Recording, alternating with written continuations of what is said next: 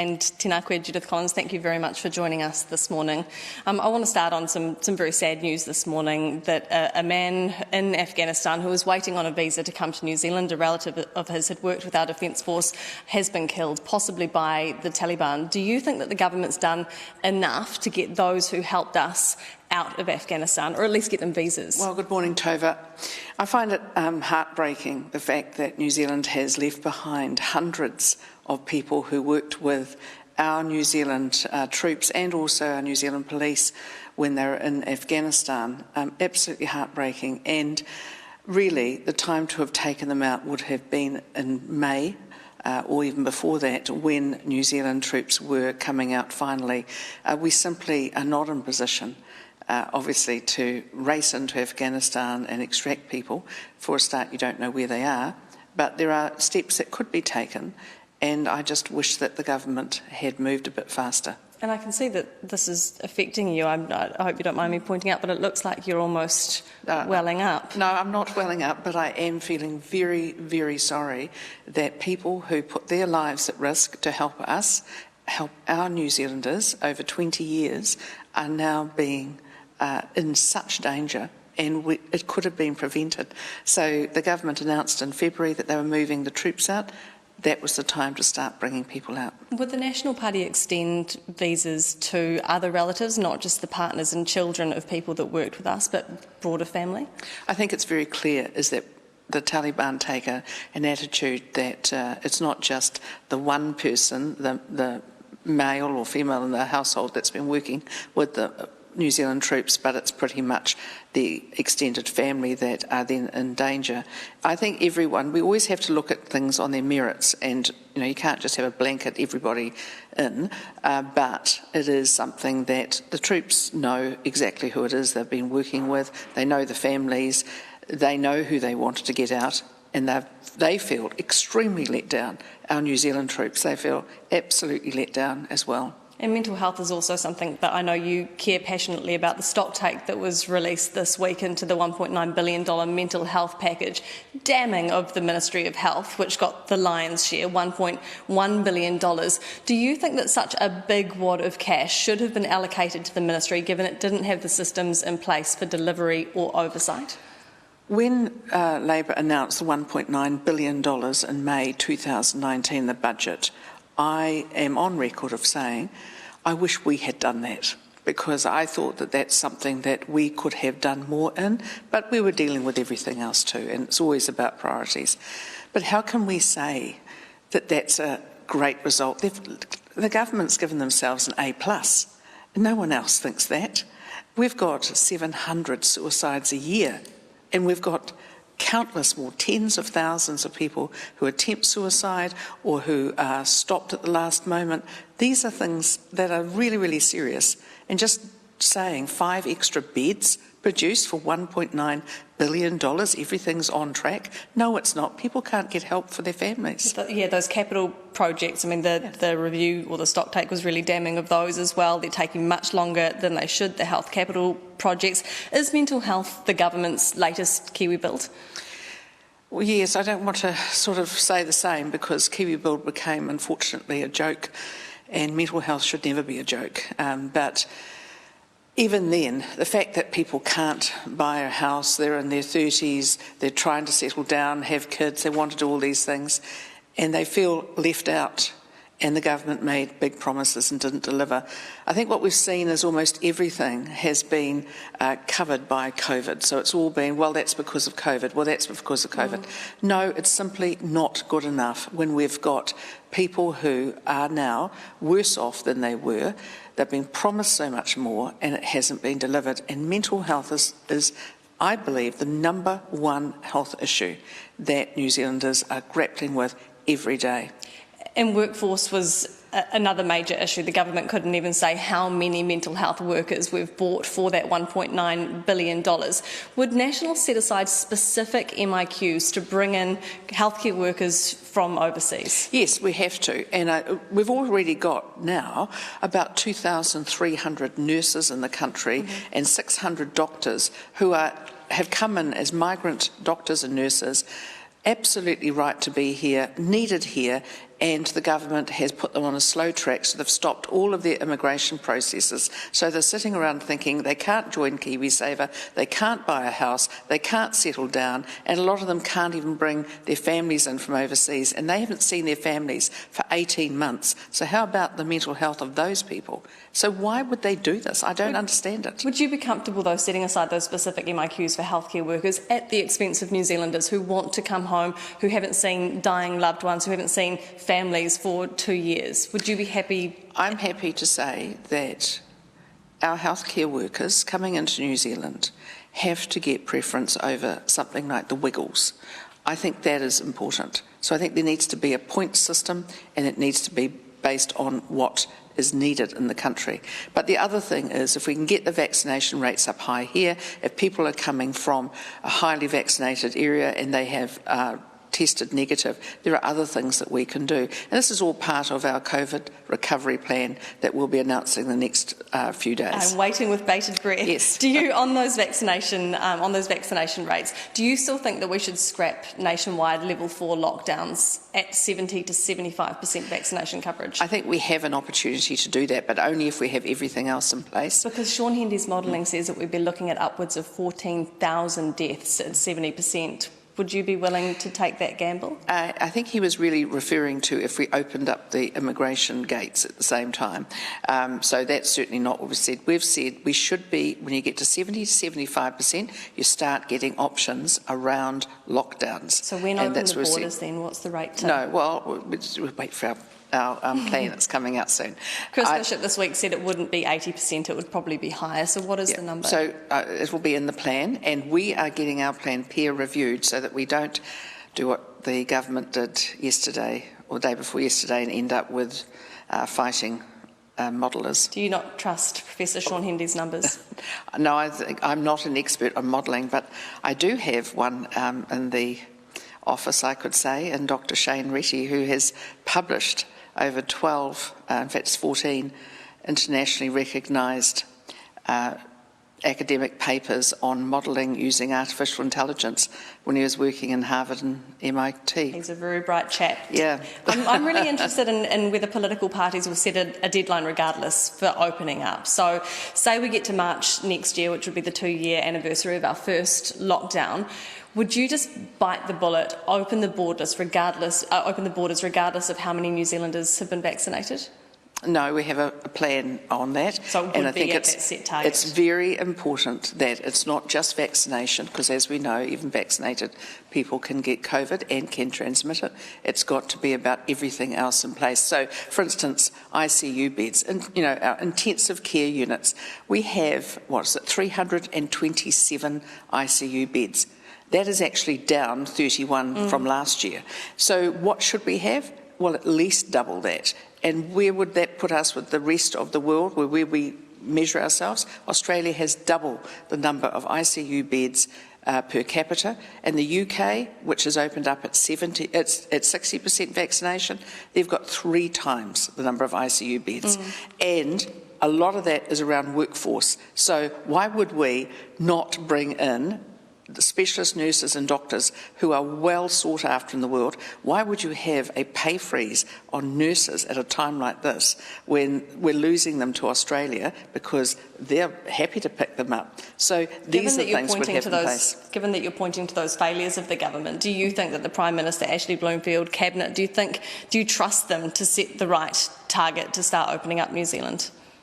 I don't want to say I don't trust them to do their best, but I look at the evidence. The evidence is very clear. We've had COVID for 18 months. We have now fewer ICU beds than we did when it started. We still don't have saliva testing right in the community. We still don't have any of the rapid antigen testing, which would mean you and I could test ourselves this morning if we thought we were going to some situation with people we didn't know. My mum's doing them every morning in London. Yes, exactly, and that's what happens. So people are taking some care of themselves. One thing that's not happening in London is the vaccine passes to get into venues, but the Prime Minister has told the Weekend Herald that actually she is likely to introduce vaccine passes which would allow people to go to crowded venues like nightclubs or sports arenas. Would you support that idea? Well, I think we'd have to think very carefully about that. And why I say that is that every business should have the right to decide who goes into those businesses. So if you're an organiser of a big event, you might want to have that as part of the health and safety measures you take. That's up to those people to make those decisions. But when you're looking at people who are going to work, those sorts of things, it always has to be a balance. And a balance should not be... Saves us from those potential super spreader events. Well, yes, those super spreader events, and I'm sure most those organisers will want to do that. But we've just got to be careful. Not government mandated. Well, I think, we've got to be very careful we don't end up with two classes of citizen. And we also need to understand too is that, we are the people who've been talking vaccinate, vaccinate, vaccinate, and we absolutely believe that. But there are some people who are a bit hesitant, who have been influenced by conspiracy theorists and all these sorts of things. We need to use our opportunity to educate people on this, and particularly use our general practitioners to help them to come through that fear that has been built up in them. And what about those who just outright refuse? And I want to talk specifically about beneficiaries, because Chris Bishop on our show last weekend said the National Party would be open to sanctions on beneficiaries if they refuse to get vaccinated. What would that look like? Well, I think that we'd also have to think exactly how that would actually look like, because what you don't want to do is to end up putting the most vulnerable people even more vulnerable. So did Chris Bishop speak out of school? No, Chris is saying if people simply don't want to get vaccinated, therefore they don't get to go to their work and they get on a benefit, that's an entirely different situation. No, Chris is right. We should be looking at this, but it's just how it would look through. But I'm happy to say we have a plan coming out next week, and it's peer-reviewed, and you'll find that it's pretty comprehensive. Like I say, on tenterhooks, feel free to tell us anything during the course of this interview. I do want to move away from COVID now, though, and talk about cops. This week the government announced more training and more tactical training and units for police. You in the past have supported the controversial armed response teams, which were then scrapped. Do you think this new package goes far enough? Well, I think it's armed response teams, but instead of saying that they'll be armed with a gun on the hip, they decide whether or not they put a gun on the hip. Look, honestly, it's an acknowledgement, isn't it, is that the government and the Commissioner of Police got it wrong by stopping the armed response teams. Armed response teams are used in the UK. The UK and New Zealand are two of the few countries in the world where police are not routinely armed. But we have to be very sensible. The police are at risk. They are at risk a lot these days, and what we're seeing is that we need to move to make sure that these armed response teams, or whatever they've renamed them, that they do, we support them happening. So in the past you haven't supported the general arming of police, but if gun crime continued to increase, would you reconsider? Well, I think it's hypothetical at this stage, and I've always believed that the New Zealand public utterly does not support a general arming of police, but they do support... The public doesn't, but one of your criticisms of the police commissioner is that he's lost the trust of the front line. 73% of frontline cops want general arming of police. So if trust of the front line is so important to you, wouldn't you listen to them and advocate for it? Well, it is very important, and that's what I've said. That's why when I was the Minister of Police, I made sure they got the funding so that they could carry their firearms with them when they're in frontline situations when they believe that they should. So that was actually a step for them to take that initiative. Then, of course, change of government, it all becomes all so difficult. Now they've got another look at that. So I believe that we don't necessarily need to have every police officer wandering around with a gun as they're going into a court situation, or if they're doing a police in schools, cops in schools program. But when you're talking about frontline police, they need to have access to firearms very quickly. And I know you don't want to talk about this, but your caucus does. I spoke to a lot of your MPs yesterday, and they're not happy. They're not happy with the polls. They're not happy with your leadership. They think that Simon Bridges would have the numbers and he could be asked to step up early next year. Will you fight to keep your job? I'm going to make this very clear. I've never seen the caucus so happy. The caucus is actually really happy working hard on the things that matter to New Zealanders. That's why I can come and say to you that today we are launching a petition on the Three Waters reform, and that next week we'll be launching an entire program on COVID response, life after that. But actually, Tova, what I'm seeing is a caucus that is dedicated to doing the work, and they're not talking about anything else. The consensus is around the polls. They're not happy with the polling numbers. If you stay in the 20s, would you go graciously? Look, everybody understands that we are in a COVID lockdown situation, and we're always aware of what happens with that.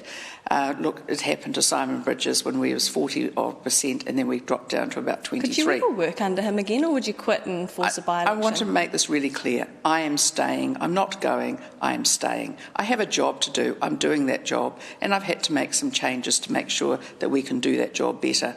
And if I look at our team, I know that they're focused on the job. That's what I'm here to talk about, things that matter. Why is it that you haven't done any of your own internal polling since the election? Is it because you're scared of the numbers, or you don't have the cash? I'm not here to talk about polling. What I am here to talk about... Why aren't you doing it? Because isn't it a gauge from the public? What is very important for us is to think for the future. So, for instance, the work we're doing, the work we're paying for is around things that matter, like a COVID response. The work that we're doing is around things like Three Waters reforms. That's what we're putting our focus into. We're not looking historically. Have you also put money into hiring an external PR company to help improve your image? Not on my image, not at all. We do, however, and I'm very clear with the caucus. I let the caucus know just about everything that's going on. They let me know some of it too.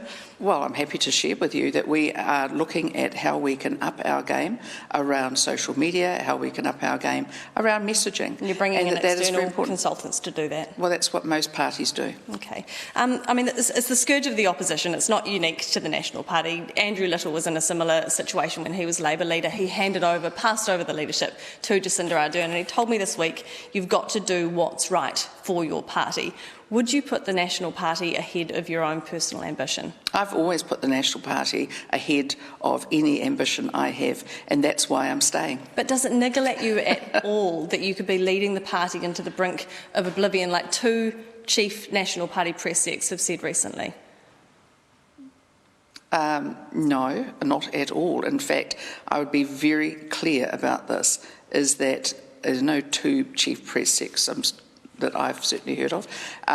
One person was there for a very short period of time who I took over quite kindly. But obviously this party has to work and focus on things that matter. That's why I'm here to talk about COVID, Afghanistan, taxes, even if you want to. Very happy to talk about that. Mental health. That's what I'm here to talk about. And we've done all of that. And I'm not going to get distracted by it. And the thing is, Tova, is that I'm not the one distracted by these things. Actually, the media has an obligation as well to be focused on the things that matter. And we have canvassed all of those things. It's your caucus who are the ones talking about this. Not. I just want to, finally, because I am really grateful that you joined us this morning, because you were pulled from this interview in a 1:33 a.m. text message, which also banned all of your MPs from coming on Newshub. Now, I've got the text. I've got the text too, and it wasn't. Our Chief Press Secretary has given me exactly those texts. Certainly not with Tova. That's likely to be the position across the board going forward. I'll be taking the same approach with all national MPs. It's very clear, Tova, you can't pull someone from an interview when it's never been agreed to. Did you overrule the decision, I've never agreed to the interview until yesterday, when your producer reached out to my Chief Press Secretary and said that you would want to talk about the things that matter, and that's what I'm here to talk about. We always want to talk about the things that matter. Thank you very much for your time this morning and talking about the things that matter with us this morning. Kia ora, Judith Collins. Thank you.